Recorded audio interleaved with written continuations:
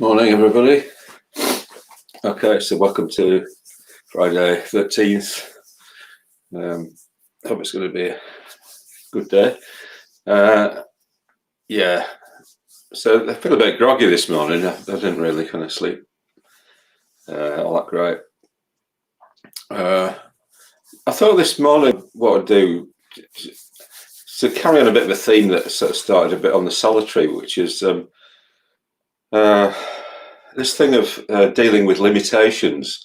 So what do I mean by that? Well, it's like, the limitations of, kind of, we've got to be under lockdown, we've got to stay, kind of within certain limitations. We can't just kind of do what we want and all that sort of thing. And, just the kind of like grindingly relentless over familiarity, really, with everything, like our flat and all that. But there is a kind of way out of that, which is, what happens when people go on solitary retreats and things. They start to, they do limit themselves. They start just limiting themselves to less input and what they trying to sort of forget about what the world might want from them, and instead just say, well, what do they actually want to do, or what's so I ended up on my solitary just kind of at times just staring at the wall or staring out the window and just having a sense of just trying to let that be enough. Well, in a way, it was all I had. It's like, so it's almost like accepting all that you have, in a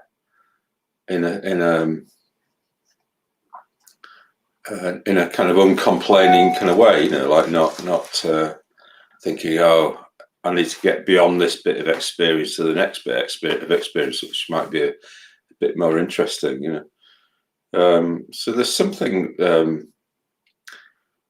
very much in the Buddhist tradition, here, that where we are kind of trying to face what's there, what's in front of us, and what our experience is, and we've got kind of two choices really. We can carry on, we can try and have more and more different experiences, sort of adventure seeking or whatever it is, looking for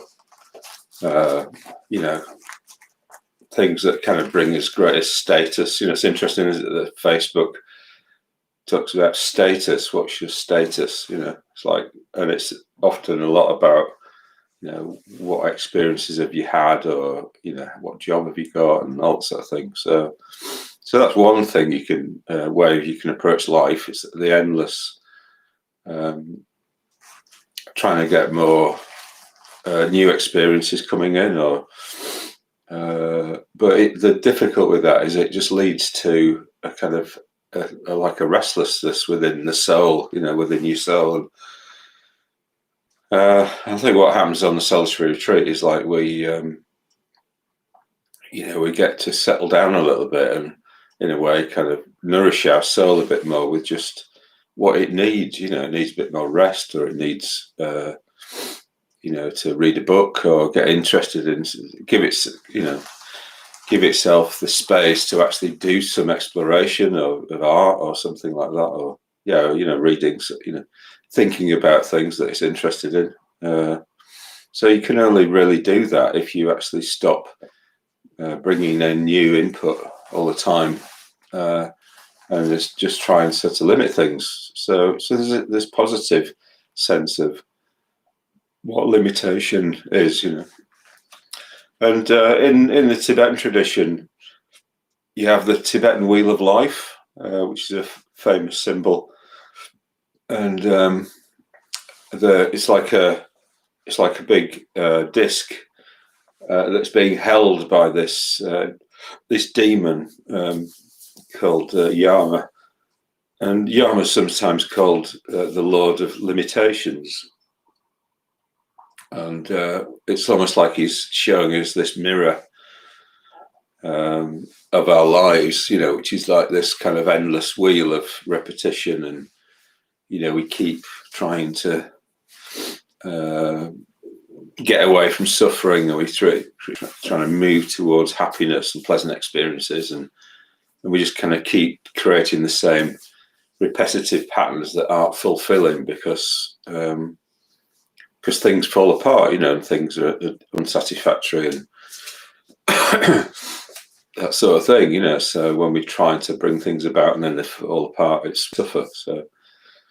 So this Lord, the Lord of limitations is what's that saying? Well, it's a bit like saying, well, kind of work within your limitations within life, what you can do and what you can't do. And in a way, the spiral path which comes up from, you imagine that the wheel of life is in a flat plane, and then the spiral is coming upwards from that flat plane towards enlightenment, and it's almost like we're moving into a different dimension where we're doing something else other than just pursuing pleasure for its own sake or trying to avoid pain for its own sake, and we're looking for pleasures that can come that don't have a downside to them, that don't, if our pleasures are about craving certain things, what we tend to do is that are outside in the world or our experiences and things. What we do is we build up a sort of attachment to those things, and then we kind of build up often a kind of addiction to them, kind of in a small or large way. Our lives become very much about those things. Well, when we turn more inward and look for what pleasures can come from that aren't reliant on the world outside, so a pleasure like that, which is called a spiritual pleasure, niramisa sukha, is something like where we're just content, with what's in front of us, or we're wishing people well, and when they do well, we feel happy, that they're doing well. So these are kind of positive sort of pleasures, So I think maybe that's it. When we're working with limitations, what we're doing is we're looking for those sorts of pleasures, that are simple and that are kind of about our immediate needs, like, for instance, like physical relaxation or getting enough sleep, or so that we're healthy in that sort of way. Or it might be that it's getting enough exercise, or even working enough, getting out there in the world and doing enough, so that we feel satisfied. We're not just so there's limitations in all sorts of ways that we can work positively with. Limitations like being responsible for things and that sort of thing can be a positive source of happiness as well. Okay, so I've done my talk at the beginning here, but sometimes it's good to get going on a topic and stuff. So today, what we'll do is we'll do some body work, and then we'll do a loving kindness meditation, and I might say something a little bit more at the end of that. I might not. So. All right, so let's begin by just doing a bit of bouncing up and down. So just let your shoulders be loose.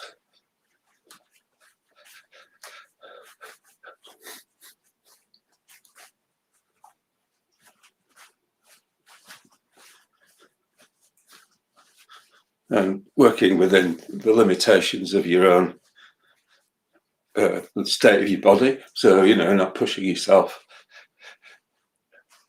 in a way which might cause any injury or anything like that. So it's about awareness.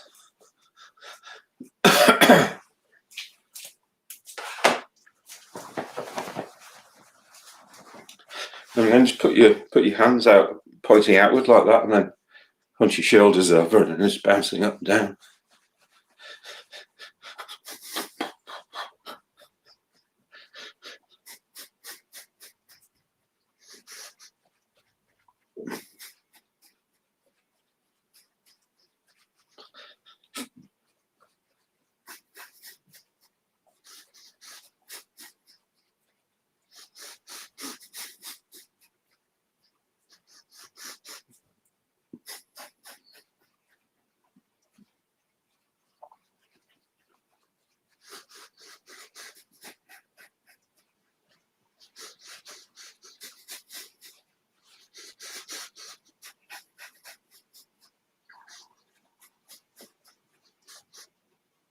And don't worry about what people think.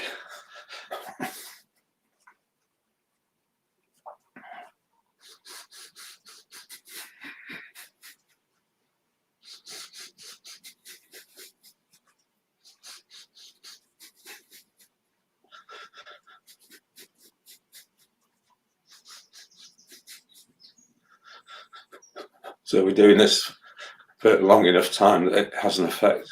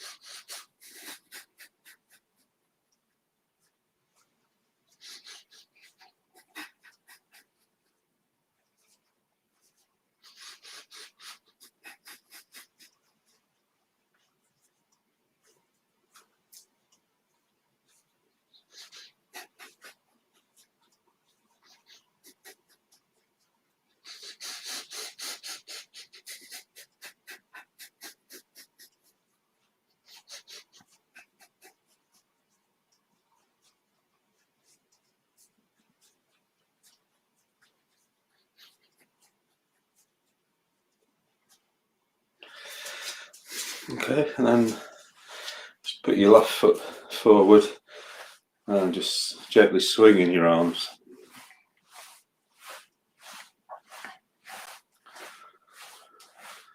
And let the movement be coming from your feet, from your legs upwards, and it's not like you're just letting go. It's like you are just letting go of your arms, and they're just swinging as you're rocking your feet, your legs backwards and forwards.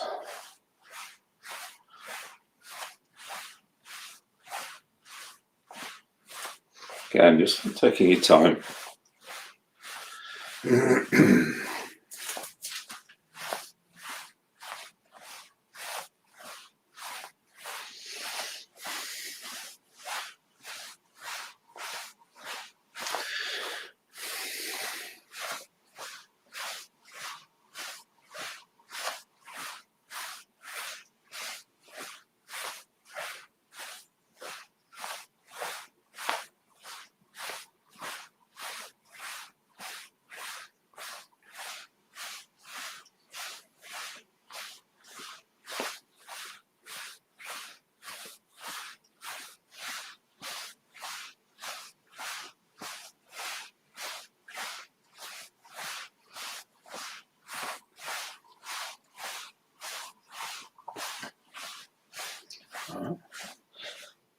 Let that come to a stop, and then put your right foot forward, an angle again, the other way.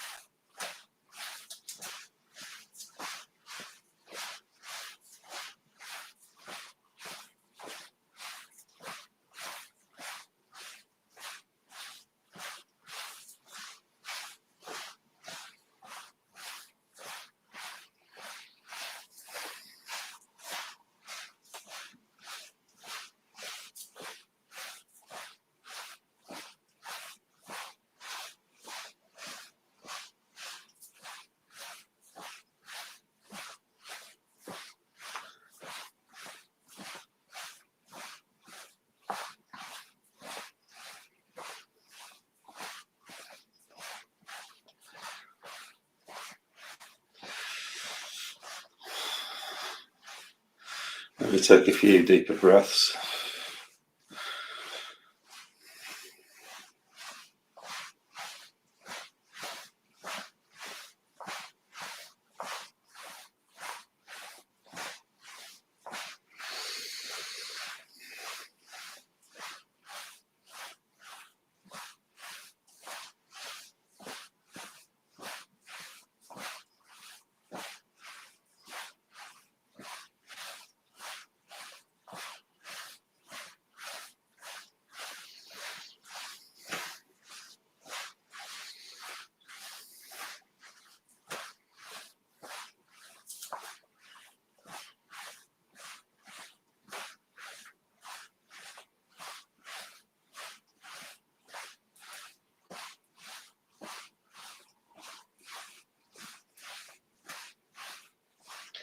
Just like your spine is staying vertical, it's just moving from side to side.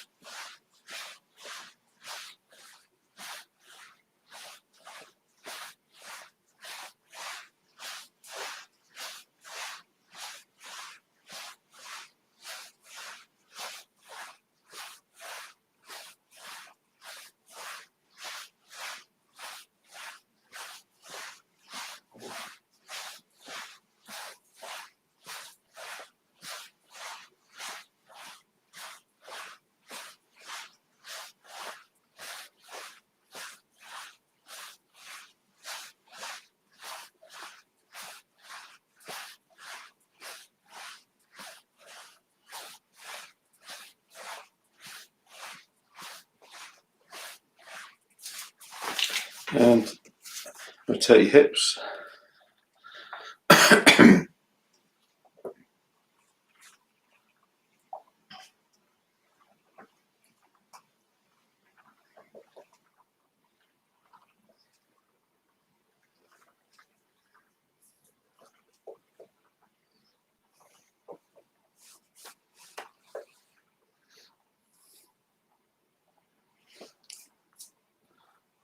As you do this, try to lift your spine towards the ceiling.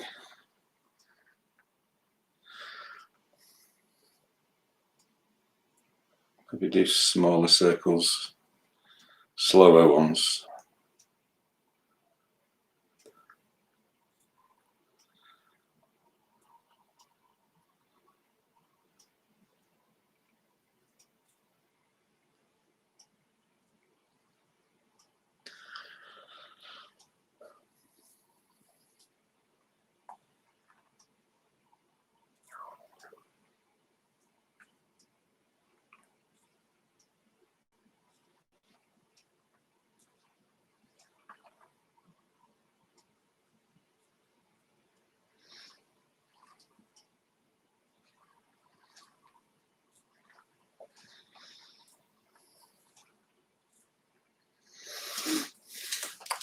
And then put your arm over the top of your head, and then just little movements so that you're stretching up one side and pushing down with the arm, the other arm on the other side.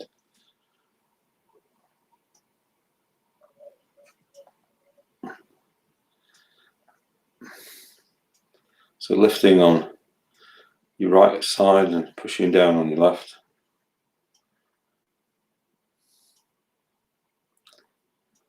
Little deliberate movements. Down and back again.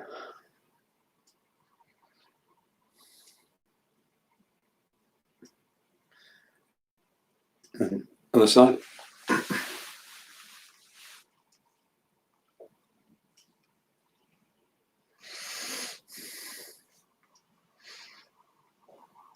Stretching on the left, pushing down on the right.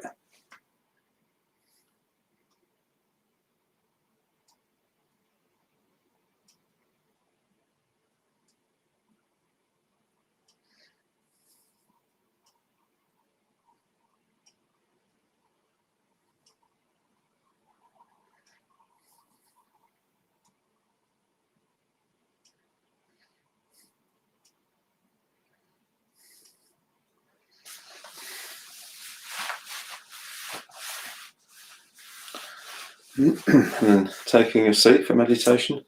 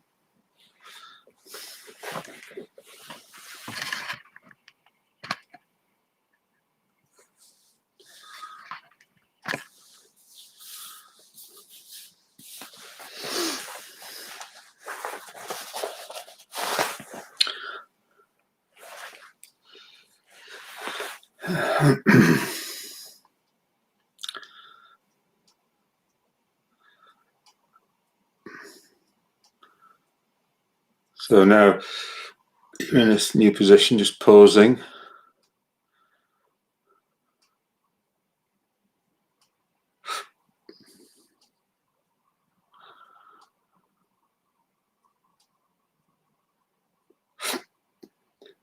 And sensing what this new position is like.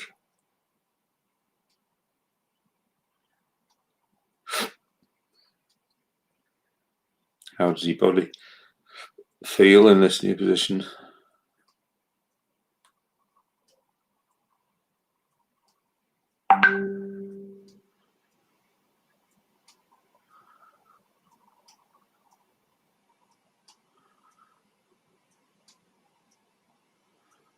And feeling into your experience of contact with the ground and the cushion, the chair, whatever you're sitting on.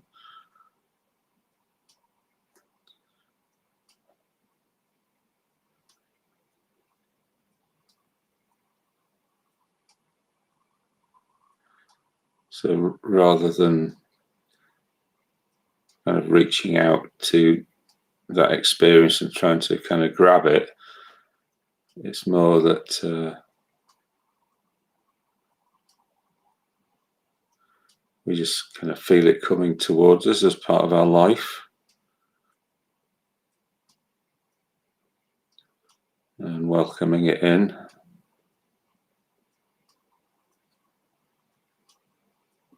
Seeing it as a support.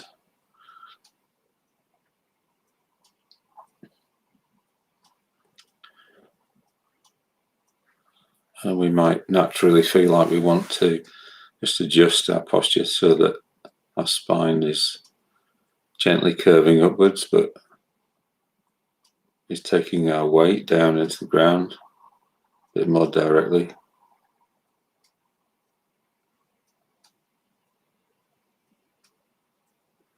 So just feeling into our experience and what works.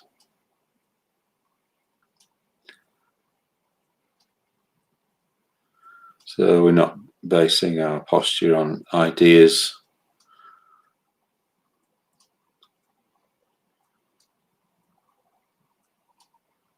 but we're building it up on actual experience.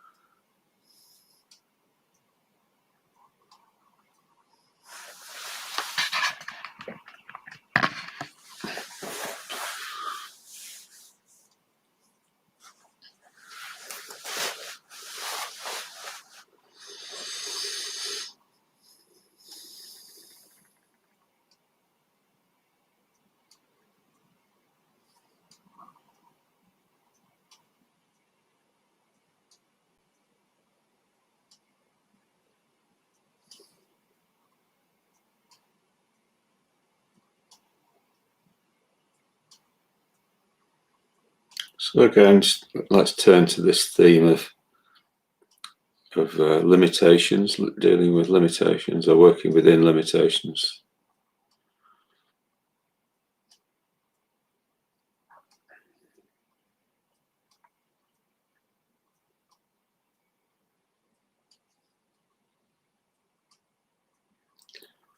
So within the limitations of your body and your posture at the moment,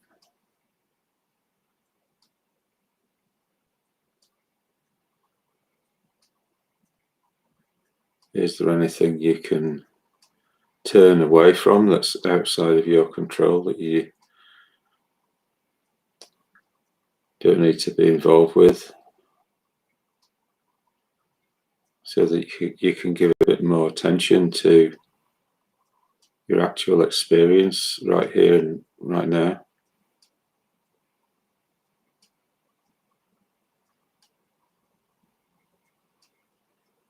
And just turning yourself towards that experience.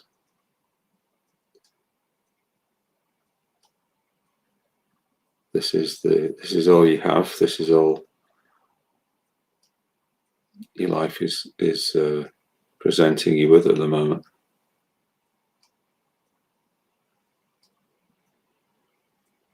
And having a sense of gratitude about whatever's there, whatever you are experiencing.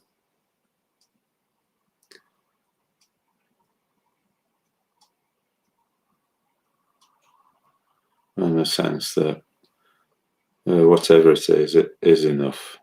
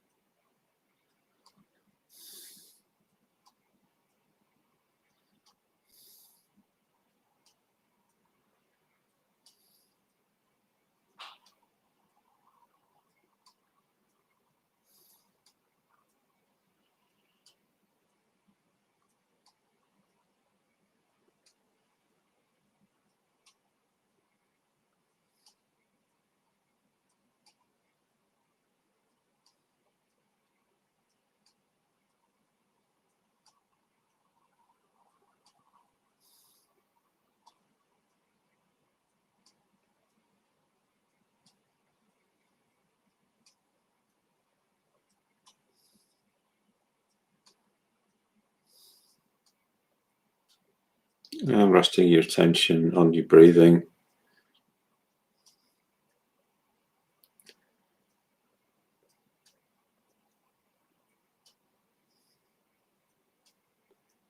And not just your actual physical breathing, but you could say your energetic breathing. So how does it, is there a sense in which you kind of feel like you're kind of breathing in other ways? Like you maybe feel like you're breathing through your back. There's an energetic sense of that.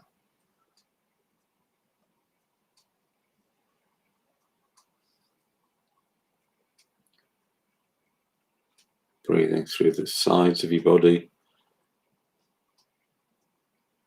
through your big muscles of your thighs.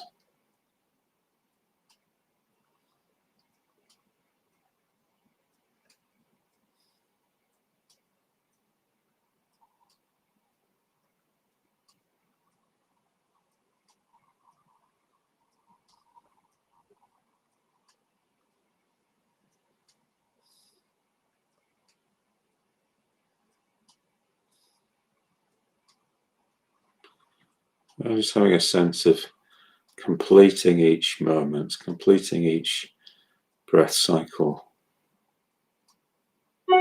before we move on to the next.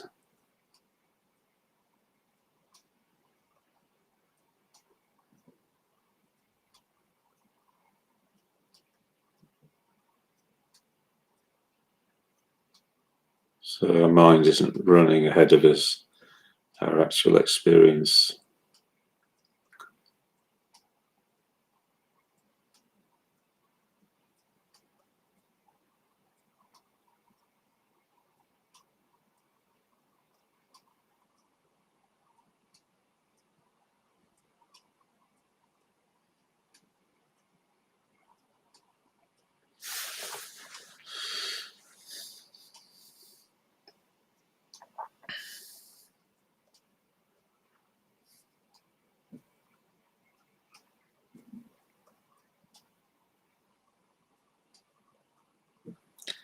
Now we're going to do the Metta Bhavana, loving kindness meditation. So within this experience that you're being presented with, that you're attending to, that you're trying to accept, is that, there within, this is it. This is what life's giving you. Is there a way in which you can bring about a response with, to yourself in that situation that's one of kindness?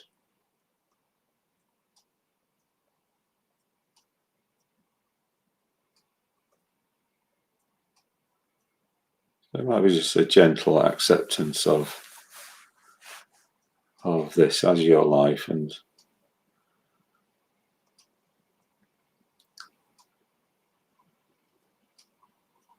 sense of gratitude for what you are experiencing.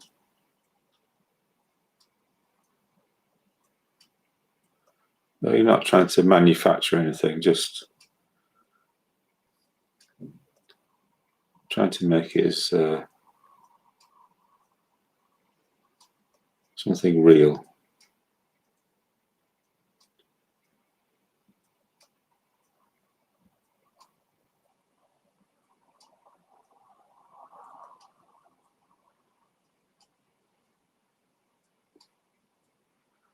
And having a sense that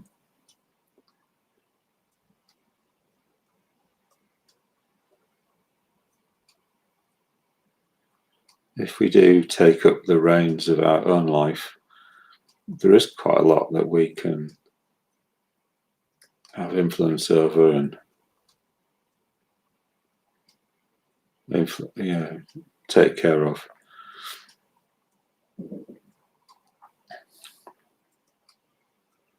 If we just give ourselves the space.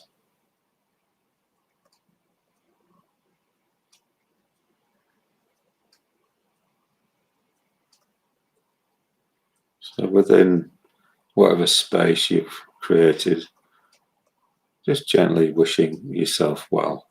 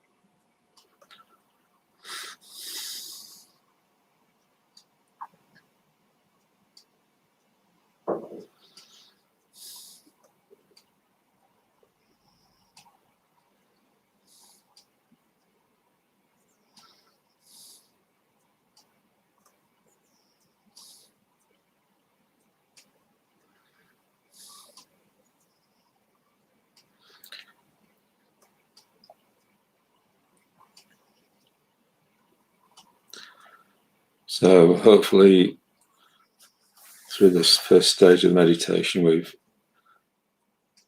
developed a bit more of an intimate relationship with ourselves,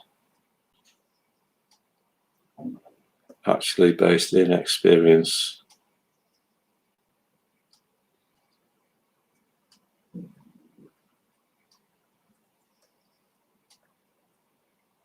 So just asking a question, is there a way we can transform that into the same thing but being directed towards a friend?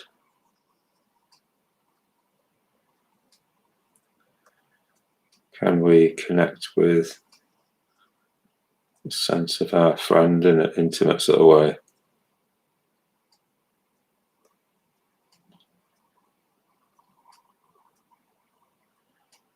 Maybe through connecting with our own body and how that body feels, and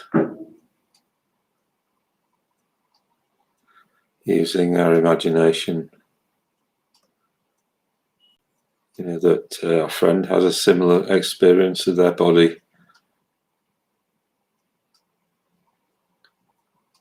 So wishing our friend well with their experience of their body, their life.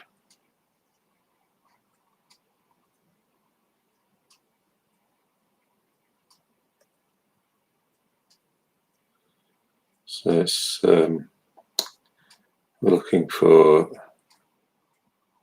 an emotion that's coming through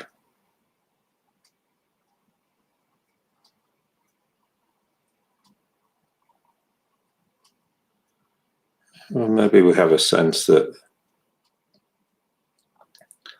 when we are connected, we know when we're connected, and we also know when we're not connected. Just like we kind of often just know when something's right and something isn't right. What Immanuel Kant called our moral compass. So just keep coming back to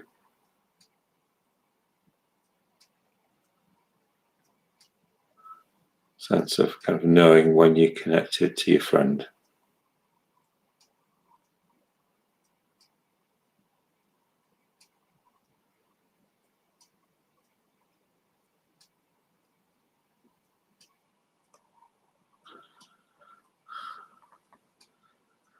And knowing when you're wishing them well.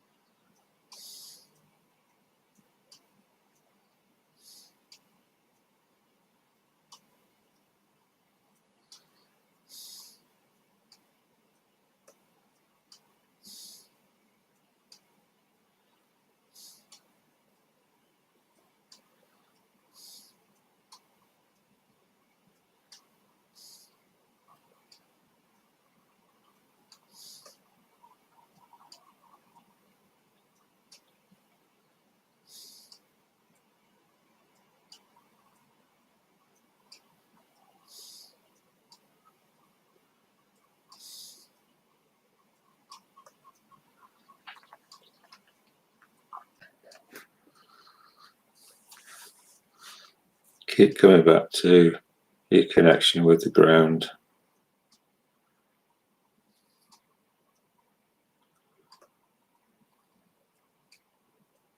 And what can grow out of that connection.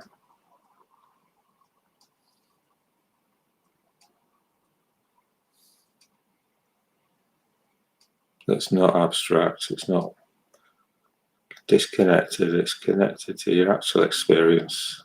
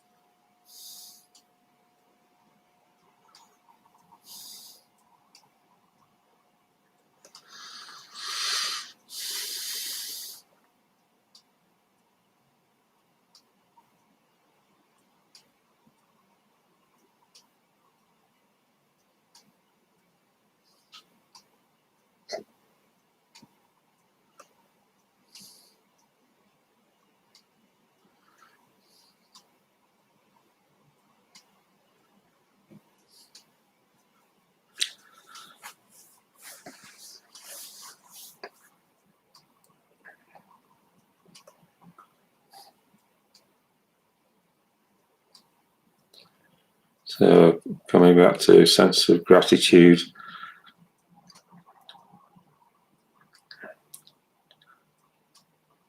How wonderful it is to be sitting here.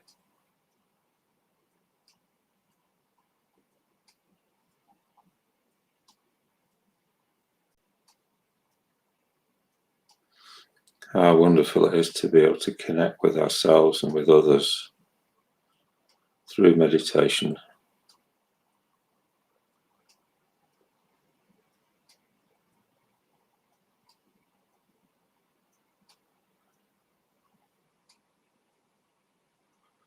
How wonderful it is to have body work that we can connect with our body, and so we can be more comfortable when we're sitting in meditation.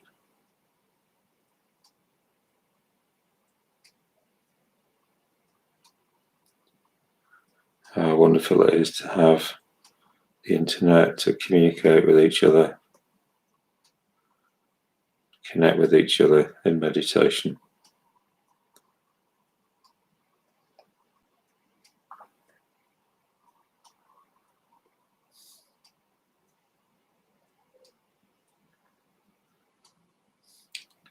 So in the third stage, it's finding a way of connecting with a neutral person. Just anybody out there in the world that we see around. So through our experience,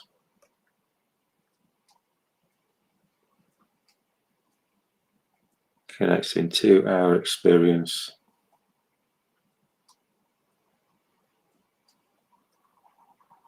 accepting the limitations of our experience, in a way enjoying the limitations of our experience,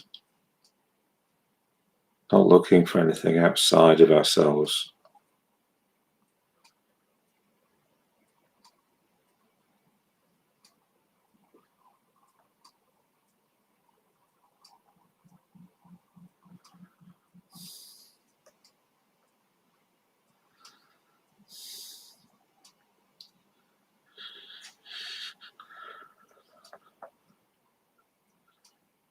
And then finding a way of connecting with this neutral person through our experience. Maybe just imagining they have a similar experience of their body.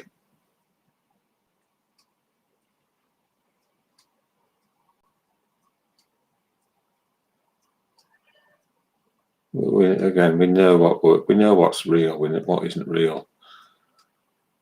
So just looking for this kind of real intuitive connection with this other person and wishing them well. If we are connected with them in a real way, then we do naturally just wish them well. We don't lay anything on top of our experience.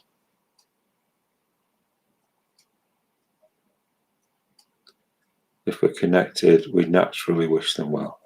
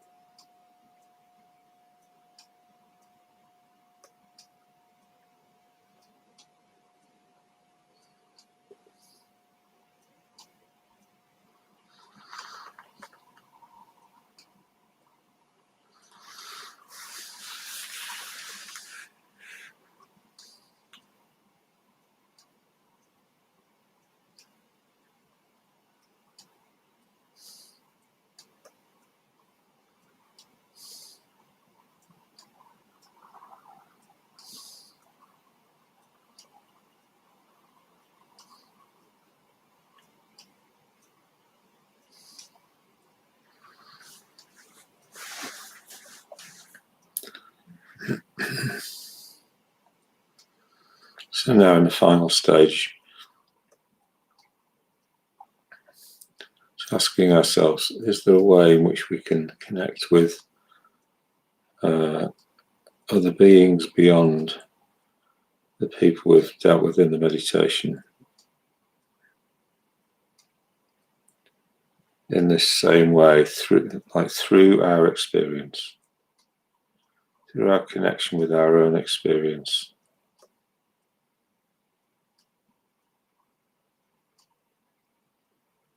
Accepting the limitations of that experience, can we identify with others beyond ourselves, our friend and the neutral person? All the kind of world of beings out there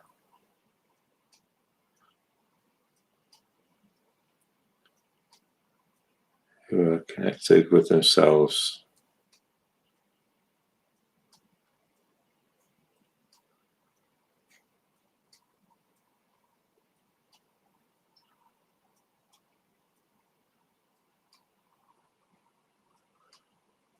who need connection.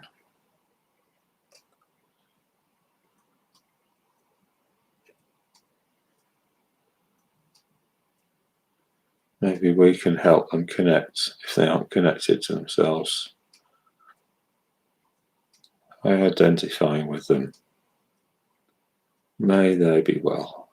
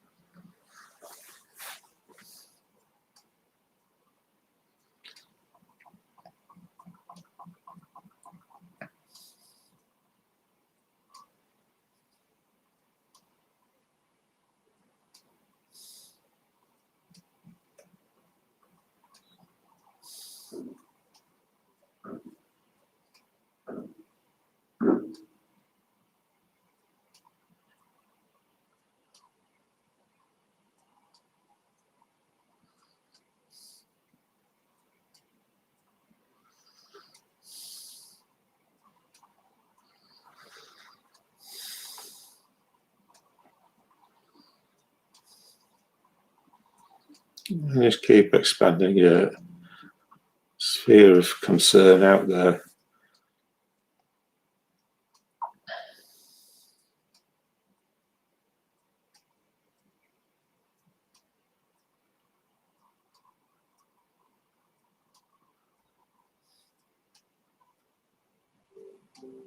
Just making the effort to keep coming back to some sort of real connection with real individual beings.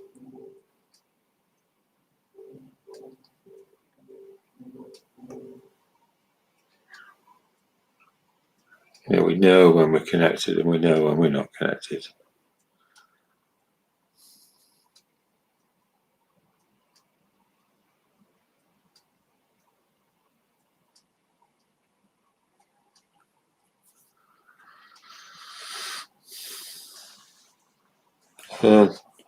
After the meditation, just try to keep this going through the day as much as you can.